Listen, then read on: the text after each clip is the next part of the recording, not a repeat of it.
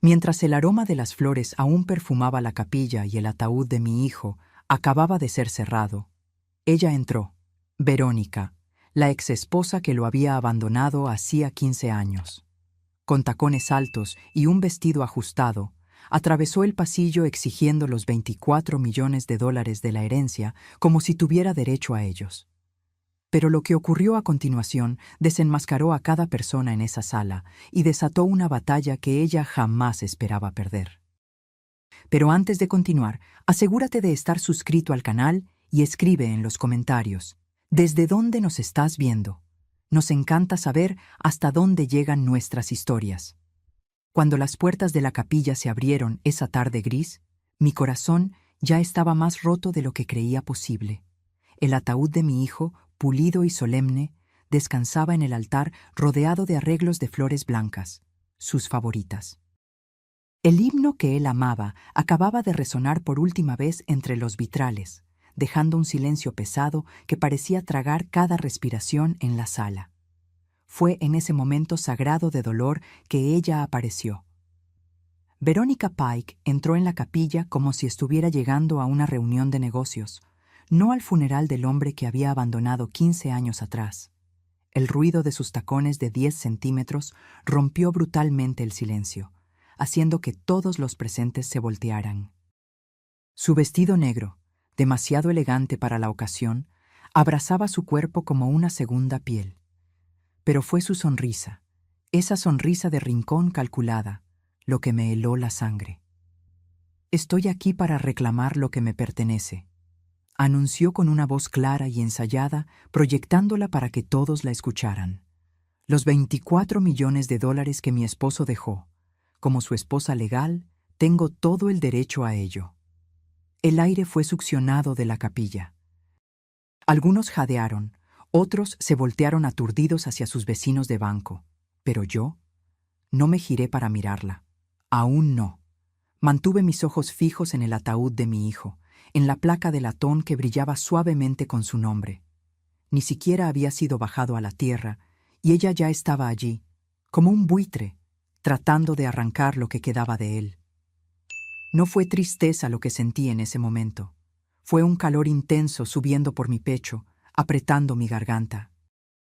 Una furia silenciosa que se instaló pesadamente detrás de mis costillas.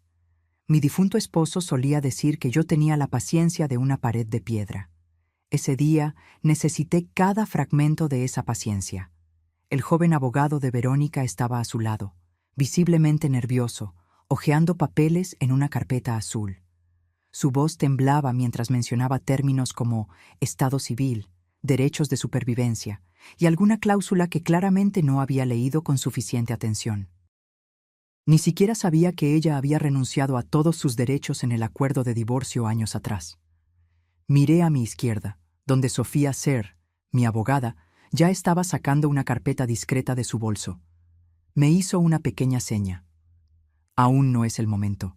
Solo espera», me decía su mirada. Los susurros habían comenzado a extenderse por la capilla como una ola. La entrada de Verónica no solo rompió el silencio, rompió la ilusión de paz que yo había intentado mantener ese día. Los dolientes se movían incómodos en sus asientos. Algunos miraban al suelo, incapaces de presenciar el espectáculo. Otros me miraban a mí, esperando que me derrumbara, que me quebrara ante esa afrenta. Pero no lo hice. Lentamente me giré para enfrentarla. Verónica no vaciló cuando nuestras miradas se encontraron. Había una fría confianza en su mirada, la clase que solo existe en personas que creen haber ganado antes de que la batalla comience. Levantó la barbilla ligeramente, orgullosa de sí misma. Tal vez esperaba que suplicara, llorara o armara una escena frente al altar. Pero permanecí inmóvil, y eso pareció desestabilizarla, porque su voz se volvió más alta, más insistente. «No estoy aquí para pelear. Estoy aquí para tomar lo que es legalmente mío». Finalmente hablé, mi voz más fría que la de ella, perfectamente controlada. «Tú no eres su esposa. Ya no». Por un segundo ella dudó. Su abogado susurró algo, volteando una página en sus documentos, pero pude verlo en su rostro. Ella esperaba que yo no conociera la ley. Esperaba que estuviera demasiado perturbada para reaccionar. Pensó que este funeral era su escenario y que yo estaría demasiado rota para contraatacar. Fue entonces cuando Sofía se adelantó, silenciosa como una sombra, y le entregó al oficial de la iglesia una copia del decreto de divorcio, sellado, autenticado. La renuncia total a cualquier futura reclamación de bienes había sido finalizada hace más de una década. No necesité decir nada más. La verdad estaba allí, impresa en tinta oficial, y el silencio que siguió fue más ensordecedor que cualquier grito. Alguien tosió nerviosamente. Otro murmuró: «Dios nos ayude». Verónica se quedó quieta, con los labios apretados, los ojos recorriendo los bancos de la capilla. Estaba esperando que alguien la defendiera.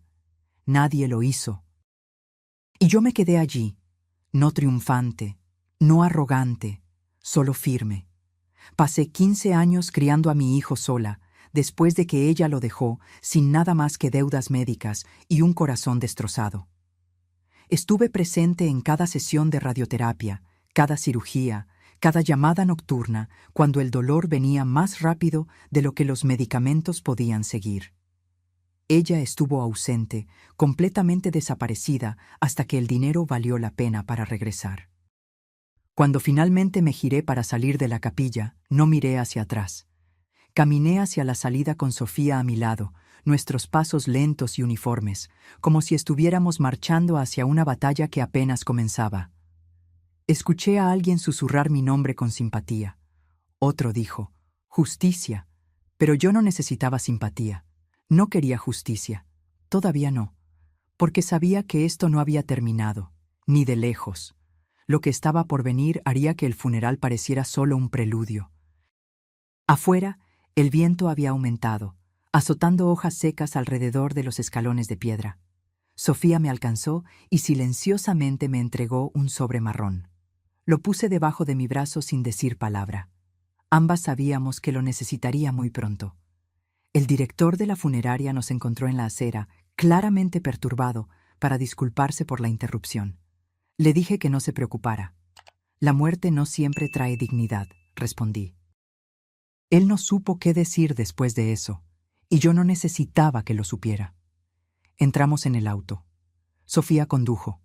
Me senté en el asiento del pasajero, mirando por la ventana, con las manos cruzadas, respirando despacio, no calma, solo controlada. Hay una diferencia. Tomamos exactamente 11 minutos para llegar a la oficina de SER y Asociados en el centro de la ciudad. La asistente de Sofía ya había preparado la sala de conferencias, cerrando la puerta detrás de nosotras y asegurándola con un suave clic que parecía sellar el mundo exterior. Sofía puso 2 documentos sobre la mesa de madera oscura y los alisó con manos precisas. El primero era el último testamento actualizado de mi hijo, fechado 9 meses antes de que falleciera. Yo estaba sentada a su lado cuando lo firmó, sus manos delgadas pero firmes. En el documento dejaba todos sus bienes para mí: el dinero, las acciones de la empresa, la propiedad, el seguro, incluso los derechos intelectuales de la aplicación que había diseñado en sus meses finales. No había mención a Verónica, ni una sola línea. El segundo documento era el acuerdo de divorcio de 15 años atrás, una renuncia total de derechos futuros a cualquier bien actual o futuro, finalizada y autenticada. Sofía tenía la copia certificada en mano, junto con el registro del notario. Sin fisuras, sin ambigüedad. Aún así, la voz de Sofía era mesurada cuando habló. «Verónica no tiene en qué apoyarse, pero es audaz. Espero que esto escale». Asentí, mi mandíbula apretada, no por miedo, sino por un enfoque absoluto. Si Verónica quería convertir esto en una guerra, la encontraría en las líneas del frente. Había llorado por mi hijo con cada parte de mi ser. Ahora defendería lo que él dejó. No permitiría que una mujer que desapareció por 15 años convirtiera el capítulo final de su vida en un circo legal. Sofía me entregó una copia del inventario de los bienes, cuidadosamente listados en categorías. Le eché un vistazo rápido: cuentas bancarias, acciones de la empresa, la casa del lago, el apartamento, incluso el auto. Entonces vi el último ítem, una carta en video particular grabada por mi hijo y almacenada digitalmente bajo protección de abogado. Yo no sabía que él había hecho eso. Sofía golpeó la carpeta con determinación. Es hora. Condujimos hasta el juzgado, no para una audiencia formal, sino para una reunión que Sofía había programado con el juez responsable de procedimientos de emergencia de sucesión. Una cortesía concedida debido al tamaño de los bienes y a la obvia tensión a su alrededor. Él accedió a revisar los archivos por adelantado y confirmar que las reclamaciones de Verónica serían marcadas como inválidas inmediatamente después de la presentación. Una orden de protección temporal sobre los bienes fue emitida en 1 hora, un récord incluso para Sofía, que rara vez mostraba sorpresa, pero levantó ligeramente las cejas cuando el documento llegó tan rápido. Mientras salíamos, el cielo se había oscurecido, las nubes se cerraban como una cortina antes de una tormenta. El teléfono de Sofía sonó cuando estábamos en los escalones del juzgado. Era el abogado de Verónica. Ella contestó en alta voz, permitiendo que yo escuchara cada palabra. La voz de él se quebró mientras pedía una reunión para discutir una posible resolución conjunta. Sofía respondió con una frialdad profesional que ya conocía bien. Todas las conversaciones debían ser por escrito, y la interferencia de Verónica en un servicio religioso sería incluida en cualquier respuesta formal. No hablé durante la llamada. No lo necesité. Pasé años siendo silenciosa por la paz, por mi hijo, por la familia. Ese tiempo se había acabado en el momento en que Verónica dijo $24 millones frente a su ataúd. Esa noche, en casa, abrí la carta en video particular. Mi hijo estaba sentado en la silla cerca de la ventana, la misma silla en la que solíamos leer juntos cuando él era solo un niño. Su voz era tranquila, su tono claro y firme, a pesar de la evidente debilidad física. Habló sobre la fundación que quería que yo construyera, las becas comunitarias, el jardín conmemorativo detrás del laboratorio de tecnología. Habló sobre mí, sobre cómo lo apoyé, sobre la fuerza que esperaba que yo continuara demostrando incluso después de que él se fuera. Entonces, cerca del final, dijo algo que jamás olvidaré. Si ella regresa, necesito que te mantengas firme, no solo por mí, sino por ti. Ella se alejó de mí, pero tú, mamá, tú nunca lo hiciste. Te mereces todo lo que te dejé. Te elegí a ti. Reproduje esa última parte 2 veces, dejando que el peso de esas palabras se asentara en mi pecho como una mano, presionando firmemente, pero con ternura. No lloré. No esa noche. Habría tiempo para eso después. Ahora tenía una decisión que tomar. Abrí el cajón de mi escritorio y saqué un bloc de notas. Escribí 3 nombres. 3 personas que apoyaron a mi hijo cuando Verónica no lo hizo. 3 personas que presenciaron cosas, que sabían cosas.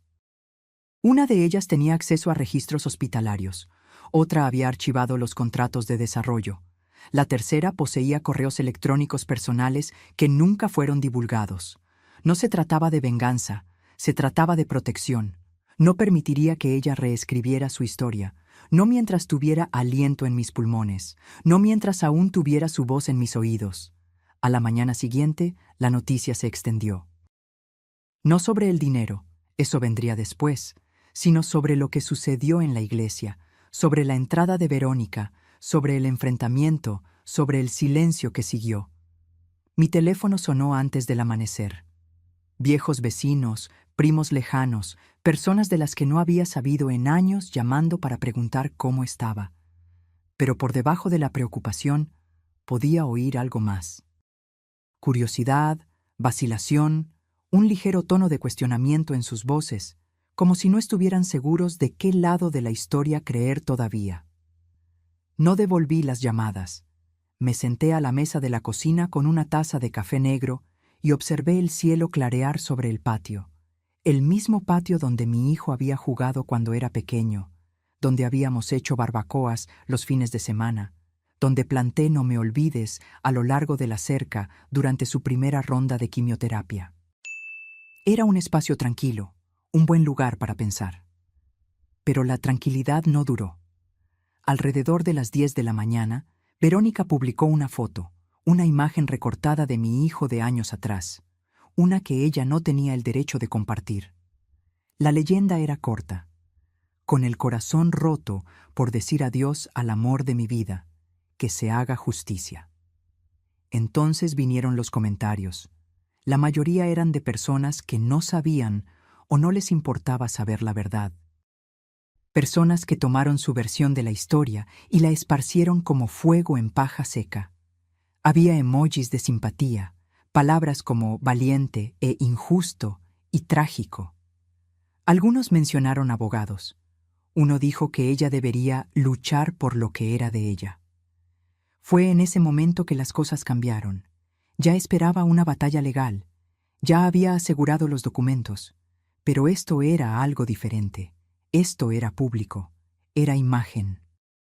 Y si había aprendido algo en la última década, era que la gente cree en lo que ve primero, incluso si es una mentira completa. Le envié un mensaje a Sofía. La respuesta llegó rápida como un rayo. Ya lo estamos monitoreando. Estamos preparando una línea de tiempo para su divulgación. En una hora, la CFO de mi hijo, Jimena, llamó para decir que había recibido 2 llamadas de periodistas preguntando sobre la viuda. Jimena dijo esa palabra con un amargo apretón que aprecié profundamente. Le dije que esperara. No íbamos a reaccionar. Íbamos a responder. Y hay una diferencia fundamental entre esas 2 acciones. Al mediodía, conduje al centro para reunirme con Sofía. Ella había reservado una sala tranquila en una biblioteca privada que solía ser un banco. Paredes gruesas, a prueba de sonido. No queríamos oídos indiscretos. Lo que teníamos que preparar ya no era solo legal, era reputacional. Sofía presentó el plan en 3 partes. Primero, confirmar la posición legal con la orden temporal del juez e iniciar el proceso para una moción permanente para bloquear la interferencia de Verónica. Esa parte ya estaba en marcha. Segundo, reunir todas las evidencias personales que mi hijo dejó y toda la documentación de las personas en su círculo íntimo. Jimena tenía correos electrónicos y horarios que probaban que Verónica jamás apareció durante su enfermedad. Miguel tenía registros autenticados del divorcio y de los acuerdos de propiedad. Daniel, el enfermero de la UCI, tenía una declaración por escrito sobre la semana final, incluyendo la visita que Verónica nunca hizo. Tercero, y esa era la parte que Sofía todavía no me había dicho, preparar un evento público. No solo un comunicado de prensa o una petición legal, sino algo real, visible, un compromiso público con la fundación que mi hijo quería crear. Sofía creía que la mejor defensa no era solo un juzgado, era una multitud, y no estaba equivocada. Elegimos una fecha para 3 días a partir de ese momento. El lugar, la principal sala de conferencias en el ayuntamiento de la ciudad. El alcalde ya había expresado apoyo a la fundación meses antes, cuando mi hijo aún estaba vivo y discretamente sentando las bases. Aún teníamos las cartas, los permisos, todo lo que él había arreglado. Simplemente estábamos dando continuidad a lo que él comenzó. Pero yo no estaba interesada en montar un espectáculo. Le dije a Sofía que todo debía permanecer centrado en él, no en Verónica, no en mí. La causa, la misión, el impacto comunitario. Eso era lo que importaba. Aún así, sabía que Verónica vendría y necesitaba estar lista. Esa noche, visité el antiguo despacho de tecnología donde mi hijo solía trabajar. Las luces estaban apagadas, los muebles cubiertos. El equipo se había mudado después de la adquisición, pero Jimena aún tenía las llaves. Me encontró al frente y me llevó a su vieja mesa.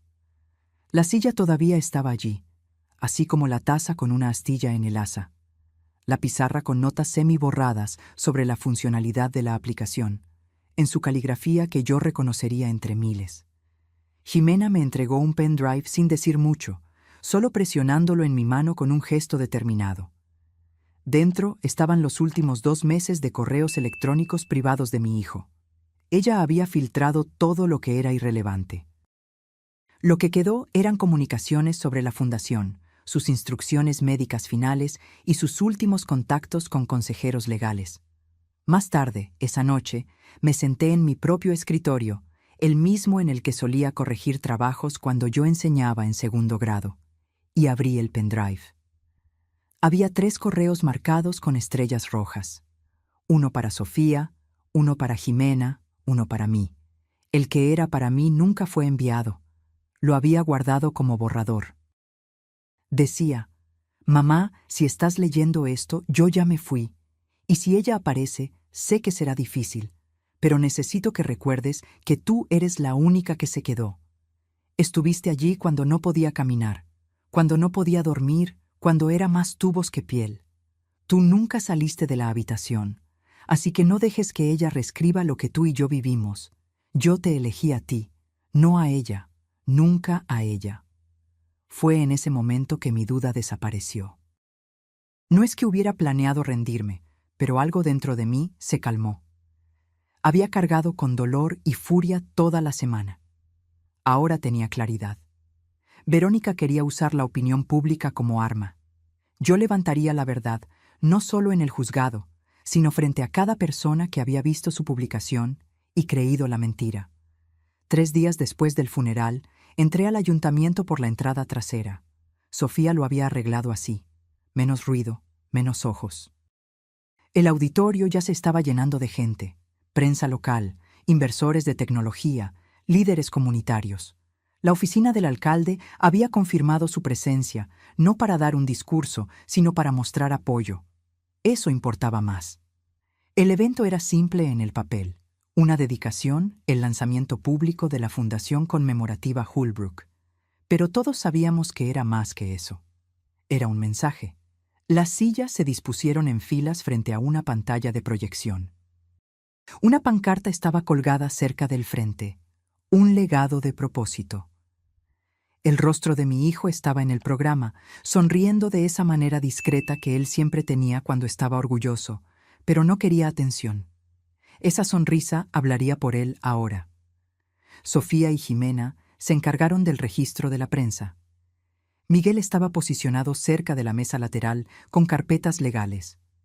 Daniel, el enfermero, se ofreció a acompañar a los invitados mayores. Todos tenían un papel. Todos entendían lo que estaba en juego. A las 10:02 las puertas se cerraron. A las 10:05 Sofía subió al podio y golpeó el micrófono una vez. No sonrió. No estaba allí para encantar a nadie. «Buenos días. Estamos aquí para honrar la visión y los valores de un hombre que vivió con una brillante discreción y dejó un plan para tener un impacto. Lo que verán hoy no es sobre pérdida, es sobre intención, sobre claridad, sobre verdad». Ella se apartó y las luces se apagaron. La pantalla se iluminó con un video fechado 5 semanas antes de su muerte. Mi hijo estaba sentado en una silla, con los hombros un poco encorvados, los ojos cansados, pero enfocados. El fondo era su oficina en casa, esa llena de libros y plantas y fotos que yo conocía de memoria. Su voz llegó tranquila, pero firme. «Si estás viendo esto, entonces ya no estoy por aquí, pero quería explicar con mis propias palabras por qué tomé las decisiones que tomé. No quería confusión. No quería discusiones. Quería que la verdad hablara por sí misma». Continuó describiendo su enfermedad, sus esperanzas para la fundación, su decisión de dejar sus bienes para mí y solo para mí, sus razones. No eran emocionales, no eran vengativas, solo mesuradas y claras. «Ella se fue», dijo sin dudar. «Cuando más la necesitaba, no estaba. Y cuando construí algo que valía la pena volver, ella regresó. No puedo permitir que eso defina mi legado. Estoy eligiendo a la persona que nunca se fue». La sala se quedó en silencio absoluto cuando el video terminó. Ninguna tos, ningún movimiento, solo inmovilidad. Me levanté, no porque quisiera, sino porque tenía que hacerlo. Caminé lentamente hasta el podio, sintiendo el peso de todas las miradas. Había hablado en aulas por 30 años. Había dado elogios fúnebres, brindis de cumpleaños y discursos de jubilación. Pero este momento era diferente. No se trataba de celebración. Se trataba de trazar una línea definitiva en la arena. Agradecí a todos por estar allí. Reconocí la presencia del alcalde. Luego leí los nombres de los primeros beneficiarios de la beca. Leí los nombres de las escuelas locales que recibirían apoyo tecnológico. Describí el fondo de ayuda médica de emergencia que llevaría el nombre de mi hijo. La audiencia escuchó atentamente. Nadie interrumpió. Entonces abordé la situación directamente. Algunos de ustedes pueden haber visto publicaciones en línea, escuchado rumores, leído comentarios. No responderé a chismes, responderé con evidencia. Jimena atenuó las luces de nuevo. La pantalla mostró correos electrónicos de mi hijo, etiquetados, fechados, comunicaciones verificadas con Sofía, con Jimena, conmigo. Documentaban sus intenciones, sus planes de herencia revisados, sus designaciones de beneficiario de seguro canceladas, todo, la base incuestionable de los hechos. Luego, vinieron documentos legales digitalizados, el decreto de divorcio, el acuerdo firmado, la renuncia de derechos. Resaltado en amarillo, la línea donde Verónica había firmado su consentimiento total para renunciar a cualquier reclamación futura. Finalmente, la última diapositiva, una captura de pantalla de un correo electrónico que Verónica había enviado a un amigo cercano 6 semanas antes del funeral. El mensaje había sido reenviado anónimamente a la oficina de Sofía. En él, Verónica escribió: «No me importa lo que cueste. Estoy volviendo para tomar lo que debería ser mío. Él me lo debía. Y si su madre quiere una guerra, estoy lista». Miré a la audiencia. Esa era su historia. Esta es la mía. Y esta fundación, este trabajo, este legado, pertenece al hombre que lo ganó. No a la que lo dejó. No a la que regresó cuando los titulares aparecieron. Algunas personas aplaudieron, luego algunas más. Cuando volví del podio, toda la sala estaba aplaudiendo. No sonreí. No me incliné. Solo asentí una vez y regresé a mi asiento. Verónica estaba allí. La había visto llegar tarde. Se sentó en la última fila, con gafas de sol, los labios apretados. Cuando las luces volvieron, se levantó y se fue. No hizo una escena. No habló. Pero sus tacones resonaron fuerte contra el suelo mientras se iba, como si quisiera ser escuchada, como si quisiera que alguien la persiguiera. Nadie lo hizo. Sofía se inclinó hacia mí. Ella va a contraatacar. No respondí. No lo necesité. Lo intentaría, y nosotras estaríamos listas. Después de que el evento terminó, la gente se me acercó, me estrechó la mano, me contó historias sobre mi hijo que nunca había oído antes. Un compañero de la universidad, un mentor de una incubadora de tecnología, un padre cuyo hijo había recibido clases gratuitas de la aplicación que mi hijo construyó en su último año. Esa tarde, una foto del evento apareció en las noticias. Yo parada en el podio, una mano en el atril, la otra sosteniendo el programa. El rostro de mi hijo a mi lado en la pantalla. La leyenda decía: una madre protege el legado de su hijo. Y eso era exactamente lo que yo había hecho. Públicamente, claramente, sin gritar, sin enojo, pero con cada hecho afilado como una cuchilla. A la mañana siguiente, me desperté al silencio. Sin nuevos mensajes, sin llamadas perdidas, sin correos electrónicos de Sofía, pero no confundí la quietud con la paz. Era el tipo de silencio que viene antes de que algo se rompa.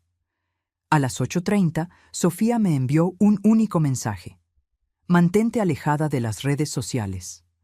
Su tono siempre era controlado, pero pude sentir la urgencia detrás de esas 4 palabras. Obedecí, pero no necesité preguntarme por mucho tiempo. Jimena llamó 30 minutos después. Verónica publicó algo, un clip de video. Ediciones recortadas de tu hijo fuera de contexto. Hace que parezca que se arrepintió de haber cambiado el testamento. Cerré los ojos y respiré hondo. El evento en el ayuntamiento la había sacudido. Ahora estaba jugando sucio. Esa tarde, Sofía y yo nos reunimos de nuevo en la misma sala privada en el antiguo edificio del banco. Ella ya había descargado el clip, hecho una copia de seguridad, lo había transcrito y tenía un equipo verificando sus ediciones. No había filmación completa para emparejar, ningún registro de esas palabras en ningún archivo bruto. Era una fabricación, pero era lo suficientemente sutil como para engañar a las personas que querían creerle. Sofía volteó la pantalla de su laptop hacia mí y presionó reproducir. La voz de mi hijo se escuchó, pero las frases fueron cortadas, reorganizadas, las pausas eliminadas. Él parecía inseguro, abrumado. Luego la voz de Verónica se superpuso. Ella hablaba gentilmente, con falsa simpatía, pero cada palabra implicaba que yo había manipulado a mi hijo para excluirla. Incluso había titulado el video, "Que la verdad sea escuchada". Ya estaba siendo compartido en todos los rincones de Internet. Los comentarios cambiaron rápidamente. Extraños la llamaban valiente, otros me llamaban codiciosa. Algunos sugirieron que yo había aislado a mi hijo durante su enfermedad, alejado a sus amigos, cortado el contacto con su exesposa por celos. Las mentiras crecen rápido en el terreno correcto. Pero no entramos en pánico. Sofía ya tenía el siguiente movimiento planeado. La primera parte del plan de Sofía era simple. Divulgaríamos el video completo en cuestión, la versión intacta, con marca de tiempo, grabada en una sola toma. Miguel tenía el original en un drive seguro, protegido por contraseñas y autenticaciones que probaban su integridad. La segunda parte requirió más coordinación. Hacia el final de ese día, Jimena había logrado conseguir permiso de 3 ex socios de negocios de mi hijo para compartir comunicaciones internas. Correos electrónicos archivados, notas de reuniones, mensajes de mi hijo expresando su decepción con el comportamiento de Verónica a lo largo de los años.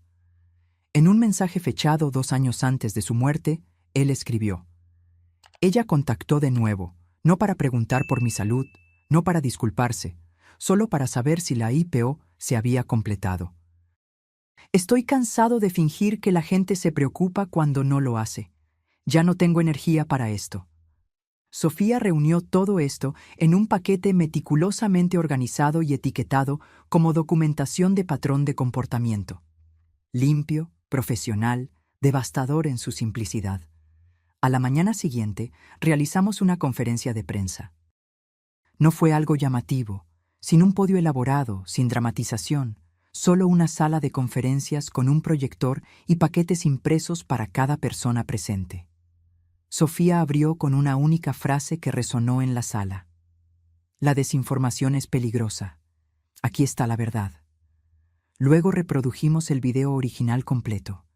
El mensaje no editado de mi hijo, tranquilo, claro, confiado. Explicó sus decisiones sin dudar, sin confusión. Me nombró como su única ejecutora, su única cuidadora, su única familia restante. Distribuimos las evidencias por escrito. Dimos tiempo para preguntas. No ofrecimos frases hechas. No creamos giros narrativos. Simplemente presentamos hechos incuestionables. Verónica no respondió públicamente, pero no lo necesitaba. El daño a su credibilidad ya era visible. Esa noche, uno de los blogs de la comunidad que la había elogiado antes emitió una discreta retractación. Otro eliminó el video manipulado de ella. Un tercero publicó transcripciones lado a lado mostrando cómo el clip había sido alterado. Aún así, no era suficiente, no para mí. Los hechos estaban de mi lado, pero yo no estaba persiguiendo solo hechos. Estaba persiguiendo una claridad absoluta. Entonces tomé una decisión. Llamé a Jimena y le pedí que divulgara el memorando interno que mi hijo había escrito durante su última hospitalización. Había sido destinado a la junta directiva de la empresa, pero el tono era profundamente personal. El memorando detallaba su plan para la fundación, sus razones para crearla en mi nombre, su deseo de distanciar a la organización de cualquier persona que lo hubiera abandonado. Al final, él escribió: «No quiero que mi nombre sea usado para nada falso, nada superficial. Si la gente va a recordarme, que sea por lo que realmente hice y por quien realmente me apoyó». Sofía dudó antes de aceptar. Era una pieza poderosa, pero también agitaría las cosas de nuevo. Le dije que ese era precisamente el objetivo. El memorando se publicó al mediodía, con el consentimiento de la Junta y respaldado por la Fundación. No atacó a Verónica directamente. No la mencionó por su nombre, pero expuso cada mentira que ella había contado simplemente por existir, como un rayo de luz que disipa sombras. Por la noche, comencé a recibir mensajes. Extraños, sobrevivientes de enfermedades graves, cuidadores, personas que habían visto a seres queridos morir lentamente y solos. Escribieron para decir que entendían, me creían. Habían visto a personas aparecer demasiado tarde solo para reclamar algo que no habían ganado. Pero incluso eso no me satisfizo por completo, porque Verónica no había terminado. A las 10:30 de esa noche, Sofía me llamó de nuevo. Ella presentó una moción para impugnar el testamento. Alega que tu hijo fue coaccionado. Alega que no tenía plena capacidad mental cuando hizo los cambios finales. Le pregunté a Sofía cuán fuerte era la alegación. Débil, respondió, pero forzará una respuesta formal. Iniciará el descubrimiento. Abrirá registros. Le dije que no tenía miedo de los registros. Déjala cavar, porque cuanto más profundo vaya, más descubrirá la verdad que estaba tratando de enterrar. Esto ya no era solo sobre una mentira, era sobre el carácter, y el carácter tiene un alcance mayor que el dinero.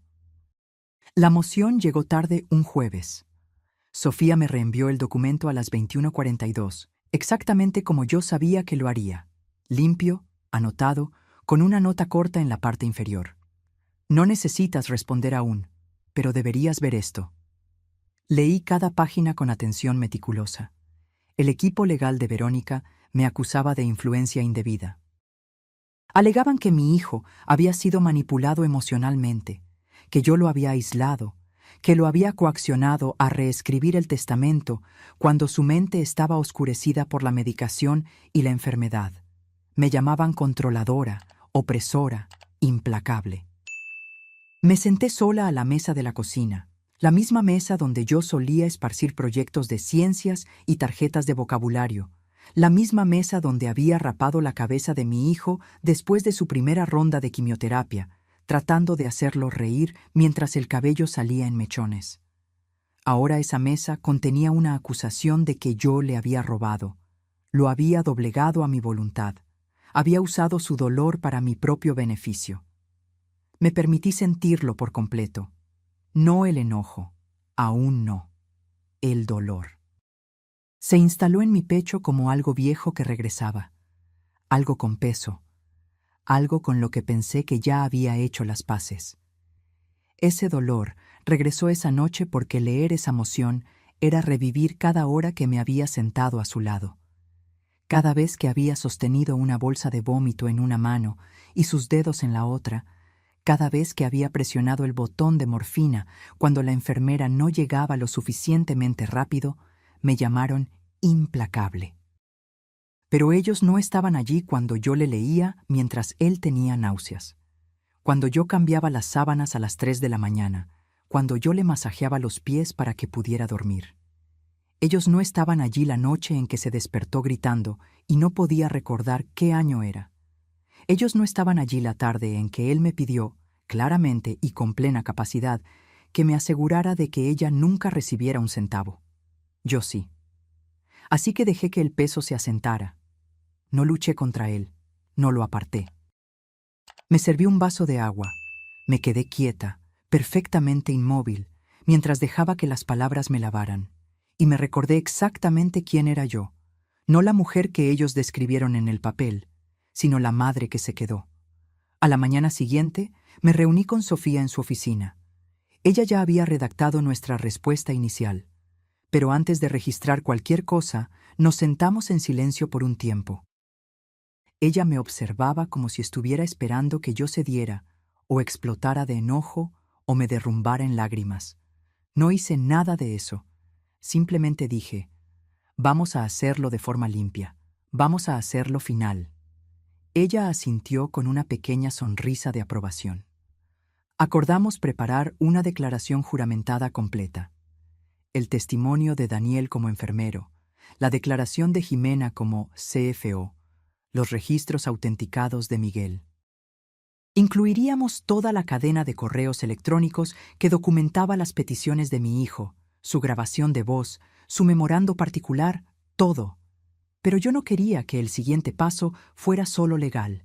Necesitaba algo más.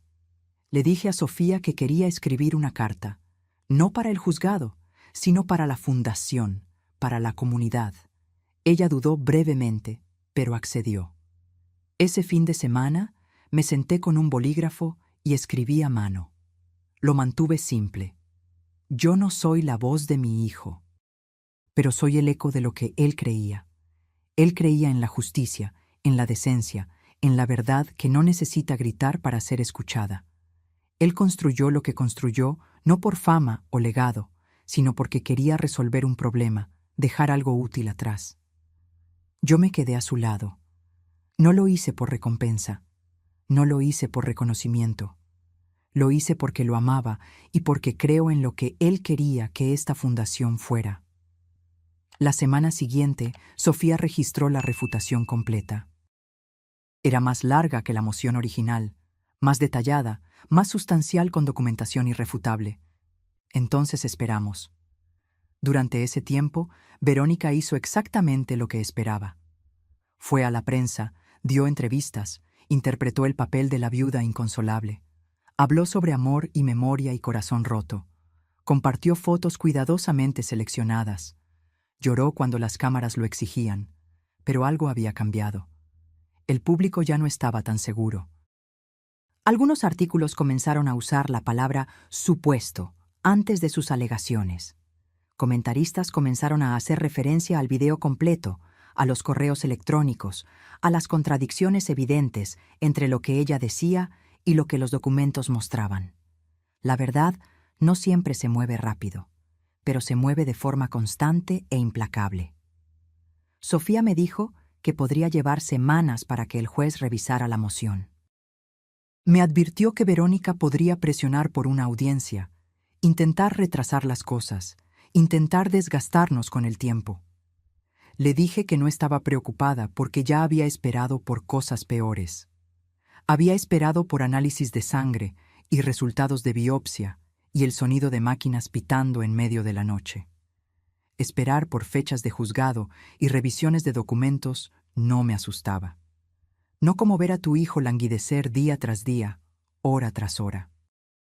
Durante esos días de espera, me mantuve ocupada. Pasé las mañanas en la oficina de la fundación, revisando propuestas de becas, reuniéndome con el nuevo director, armando paneles de evaluación. Me aseguré de que el trabajo avanzara. Mantuve mis manos ocupadas para que mi corazón no se sintiera abrumado por el peso de la espera. Una tarde, mientras revisaba informes de presupuesto, una voluntaria entró con una carta. Era manuscrita, sin dirección de remitente.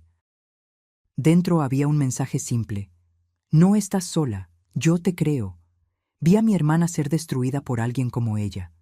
Gracias por hablar. No había firma, solo esas pocas líneas. Aquello me recordó que lo que estábamos haciendo no era solo sobre propiedad o herencia. Era sobre poner la historia en el lugar correcto. No con fuego, sino con enfoque. No con volumen, sino con verdad incuestionable. Esto era lo que Verónica nunca entendió. Ella pensó que el poder venía del ruido, de las acusaciones dramáticas. Pero yo había aprendido que el poder real viene de la consistencia. Y yo sería consistente hasta el final. La decisión llegó un miércoles por la mañana. Fue discreta, sin televisión, sin equipos de cámara, sin titulares gritando sobre justicia o fraude, solo una notificación de Sofía de que el tribunal había emitido su decisión. Ella había reenviado la copia oficial a mi bandeja de entrada. 212 páginas. Las leí todas. La moción para impugnar el testamento fue rechazada en su totalidad, sin juicio, sin audiencia. El juez había considerado que las pruebas eran claras y convincentes. Mi hijo tenía plena capacidad mental. Él había tomado sus decisiones deliberadamente. No había señal de coacción, manipulación o presión externa. Las alegaciones de Verónica fueron descritas como infundadas, especulativas y, en varias instancias, intencionalmente engañosas. Esa última frase importaba más que todas las demás. Intencionalmente engañosas. En lenguaje de tribunal, eso significaba más que solo perder. Significaba exposición, significaba vulnerabilidad, significaba consecuencias. El siguiente paso se movió más rápido de lo que incluso Sofía esperaba. En 48 horas, el tribunal ordenó una audiencia para revisar posibles sanciones contra el equipo legal de Verónica, por mal uso del proceso, abuso del sistema, intento de engañar a un tribunal de sucesión con materiales alterados. La audiencia fue programada para la semana siguiente. Inicialmente no planeaba asistir. Me había dicho a mí misma que el rechazo era suficiente, que no necesitaba ver las consecuencias, que ya tenía lo que vine a buscar, los deseos de mi hijo protegidos, su legado intacto. Pero 2 días antes de la audiencia, Sofía llamó. Verónica había enviado una solicitud de último minuto. Quería que la audiencia fuera cerrada al público, alegando angustia emocional, alegando que eso perjudicaría su reputación, alegando que interferiría en su capacidad para buscar trabajo y reconstruir su vida. El juez denegó su solicitud. Fue entonces cuando decidí que estaría allí, sentada en la última fila, presenciando silenciosamente el final de esta historia. Llegué temprano el día de la audiencia. La sala era pequeña, sin medios, solo las partes, sus abogados y algunos empleados del tribunal. Sofía se sentó a mi lado, su postura relajada, pero alerta. Verónica entró 5 minutos antes de que comenzara, vistiendo un traje azul marino excesivamente formal para el ambiente. Su cabello estaba recogido en un moño desordenado. No miró por la sala. Sabía que yo estaba allí, pero no me enfrentó. El juez entró. La audiencia comenzó sin ceremonias, sin drama, sin teatralidad, solo un análisis metódico de lo que había sucedido. Revisaron la moción que Verónica había registrado, el video que ella había publicado, la forma en que había sido editado, la declaración juramentada que contradecía su versión de los eventos. Analizaron los registros financieros, el historial legal, el patrón de su comunicación con personas cercanas a mi hijo, el momento de su aparición, sus declaraciones en las redes sociales antes y después del funeral. Desmembraron todo, pieza por pieza, exponiendo cada contradicción. Su abogado intentó argumentar que ella había sido engañada, que no había entendido completamente los riesgos, que había actuado a causa del dolor. Pero el juez lo interrumpió con palabras que jamás olvidaré. El dolor de perder a un hombre que abandonó no excusa la manipulación de este tribunal. Al final de la audiencia, quedó claro que las sanciones serían severas. El abogado de Verónica enfrentaría una revisión formal de la Orden de los Abogados del Estado. Ella sería obligada a pagar los honorarios legales asociados con la respuesta a su moción fraudulenta. El valor era considerable. El tribunal emitió un congelamiento de sus cuentas pendiente de pago. No era prisión. No era un escándalo nacional, pero era la versión legal de un ajuste de cuentas. La verdad finalmente cobrando su precio. Observé su rostro mientras el juez leía la decisión. Su expresión no cambió, ni una vez, pero sus manos traicionaron su aparente calma, apretando, soltando, una tras otra en un ritmo nervioso. Cuando el juez cerró la audiencia, Sofía y yo nos levantamos. No nos acercamos a Verónica. No nos demoramos, pero mientras caminábamos hacia la salida, ella se volteó ligeramente. No lo suficiente como para hacer contacto visual, pero sí para que yo viera la mirada vacía en sus ojos. Ella había entrado en esta batalla pensando que podría doblar la realidad a su voluntad. Salió con su nombre manchado en registros oficiales del tribunal, sus finanzas bloqueadas, su historia desvelada como una red de mentiras. Esa tarde, Sofía envió una declaración a los contactos de prensa de la Fundación. Breve, profesional. La Fundación Holbrook respeta los hallazgos del tribunal y continúa comprometida en llevar adelante la misión definida por su fundador. Consideramos este asunto resuelto. Sin triunfalismo, sin tono de venganza, solo finalidad. Me senté en mi jardín esa noche sola, en el mismo banco donde mi hijo una vez se sentó después de su primer examen limpio, y respiré la tranquilidad. No la paz completa, aún no, pero la tranquilidad que viene después de que una puerta finalmente se cierra. En las semanas siguientes, la fundación floreció. Recibimos más ofertas para asociaciones de las que podíamos aceptar. Los primeros beneficiarios de las becas ya estaban siendo seleccionados. El jardín conmemorativo, detrás del laboratorio, comenzaba a tomar forma. En cuanto a Verónica, ella desapareció de la vida pública tan completamente como había desaparecido de la vida de mi hijo 15 años antes. Sin más publicaciones, sin más entrevistas, sin más cartas o correos electrónicos o intentos de contacto. Un día recibí una correspondencia, un sobre simple, sin remitente, solo mi nombre al frente. Dentro no había carta, solo una foto antigua de mi hijo de niño y un pedazo de papel con una única palabra. Perdón. No respondí. No había necesidad. Ese capítulo estaba cerrado, no con un grito o una celebración, sino con la calma certeza de quien protegió lo que importaba. Aún recibo cartas de mujeres que nunca conocí, de hijas viendo a sus madres sufrir, de madres viendo a sus hijos volverse extraños. Ellas no piden magia, solo verdad. Y yo se la doy, simple e inquebrantable. No estás sola, nunca lo estuviste. Tu historia no termina con el abandono. Puedes trazar la línea, puedes tomar el bolígrafo de nuevo. Y aunque el mundo nunca aplauda, tu paz es el aplauso más importante.